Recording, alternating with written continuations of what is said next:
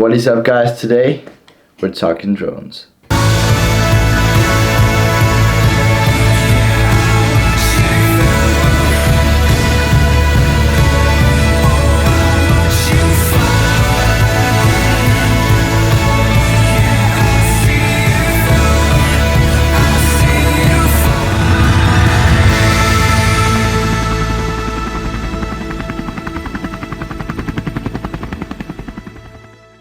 Alright, so welcome back to another video here on the channel. I hope you guys have an amazing day so far.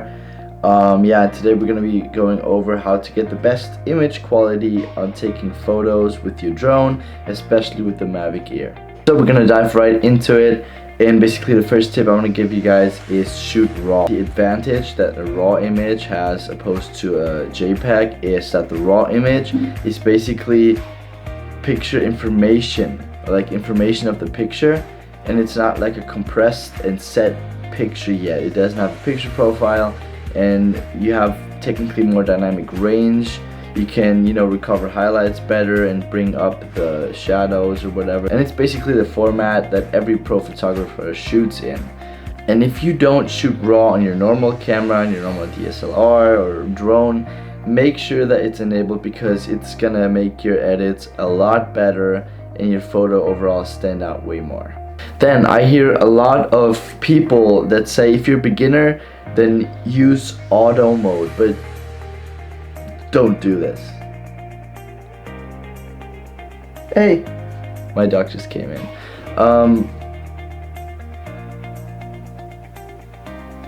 So I see a lot of people in tutorials for beginners say that you should use auto mode, and I could not disagree with this more. If you're not, always shoot manual. If you're not used to the settings, if you don't know what to do when adjusting those settings, then make sure you get this down. Really, it's the first step of being a good photographer, is not using auto mode. I'm going over with the Mavic Air.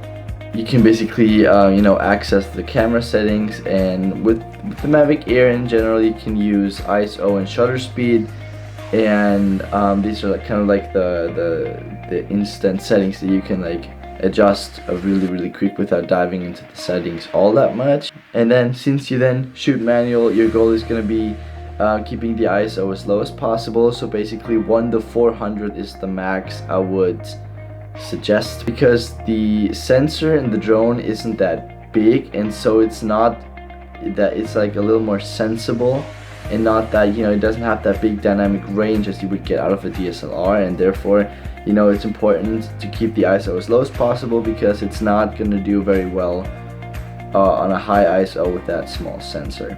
I think the Mavic Air has like a 2/3 of an inch sensor or something, but I'm not sure. So it's basically not the biggest and not the best at putting up with high ISO. So then you have the ISO between 1 and 400. You don't have any noise in your picture. Then it's all about shutter speed. So if it's a light day, you will definitely need to put your ISO on like 100. And what I would actually suggest to you is, if you use drone footage, if you actually try to make like a drone photo, not video, then make sure to have like the highest shutter speed possible, because especially if you shoot like in high windy regions, your drone sometimes, it is stabilized. As you can see here, it does have a gimbal, but still, if the drone drifts to the side a little bit, this is gonna create some blur, and it's not gonna be as sharp as if you would really use a high shutter speed and really capture the moment. And then if you do shoot video, that's just like a little side tip, always make sure to use the 180-degree shutter rule. It's basically keeping your shutter speed double the frame rate you're using when shooting video. But I have a whole video to that, so check it out, why you need ND filters on your drone. It's linked up here. And yeah, why you should actually use filters on your drone photos is because they have a polarizer. So ND filters are not gonna help you out all that much at photos, because you can just adjust the shutter speed and you're gonna be happy with it, except you want to do a long exposure photography, but that's a whole different story. I haven't even tried this out yet, so I'm probably gonna make a video about it soon or something when I get to try it out. But as I already said, with the 180-degree shutter rule. As you can see here, I don't know if it's gonna focus, but I have like this ND filter up here that includes a polarizer. Basically, it's gonna boost the greens and the blues in the image, and it's gonna, you know, boost the dynamic range. And next tip I would give you guys is use AAB. It's basically some bracketing mode in the photo mode itself. If you don't know what HDR is, it's basically having an under and over and a normal exposed photo, and it's gonna merge it together in camera. Alright, enough tips here. I think now you should know how to take some awesome drone photos, and now we're gonna go out and we're gonna capture some drone photos. Let's go.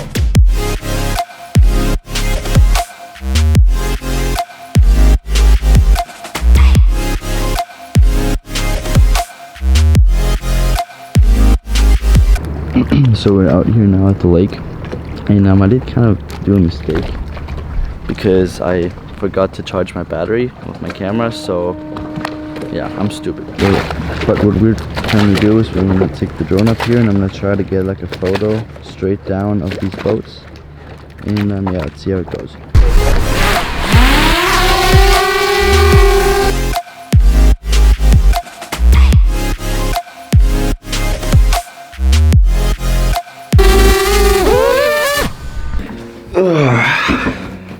We're back. First of all, I'm sorry that I didn't record anything when we were at the lake. I was stupid and I forgot to charge my camera. I got out of the car, saw it was at 8%, so I just, you know, filmed the essentials, explain what I did. You guys know the deal. Alright, so we got a total of 4 photos. Second of all, when I'm recording this is like 3 months later. Like, school hit me like a truck. There was so much to do, but now we're back. And we're back for good. Whatever, we got a total of 4 photos. I think they turned out pretty well, I'd say. I'll show you guys on screen. We're gonna go over it and might discuss a few tricks that you can still apply that I didn't talk about in the earlier portion of the video. Alright, so first photo is this photo. I don't know if it's gonna focus, but I feel like it should be focused by now. I don't know what this camera's doing sometimes. And yeah, this photo is a straight up down shot from the docks. I was talking about in the video, the shot that I already talked about.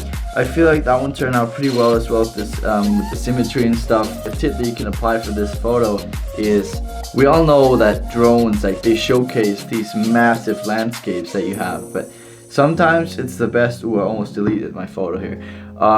Sometimes it's the best to just look down. To point your camera straight down, fly over stuff, see what art you can create, and then you can get to stuff like this.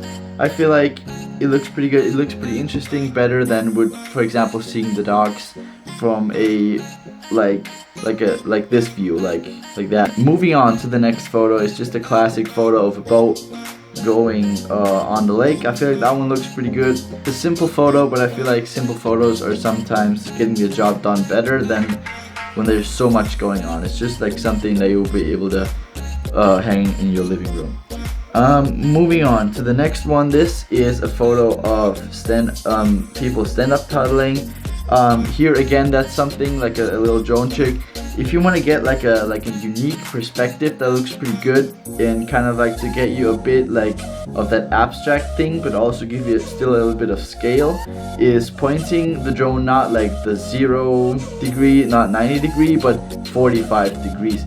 It's just gonna create a unique perspective that's on the one hand giving you still a bit of scale, but on the other hand it's just kind of like isolating the subject, and it's actually looking very good. So if you ever happen to shoot a subject, shoot someone, try that 45 degrees, like looking down like this. Last but not least, we have this shot of a kayaker right here. I don't know why the quality is so bad on this one. I don't really get it. I think it was because this guy was actually going pretty fast, and it was like pretty out in the lake, and the connection wasn't really that good anymore. So I just tried to, you know, grab it, like flying over, just grab it and then fly back before the battery died as well. So it was kind of a risky picture to take, but I feel like from the concept, it's pretty cool, and that's what we're talking about again. Looking down, it creates a unique perspective that can actually spice up your photos a lot. Do you know this feature where you have like the glass tap and it would take a screenshot? It's pretty annoying. Like, if you do this, right, and you tap it, it's gonna do a screenshot. See, it's like that new feature, and I always do it on accident. But yeah. Yeah, so these are the 4 photos we took. I was able to give you a bit of an insight on drone photography as a whole. If I helped you out, make sure to subscribe, hit the like button, and yeah, I guess I'll see you guys in the next one. Peace. See ya.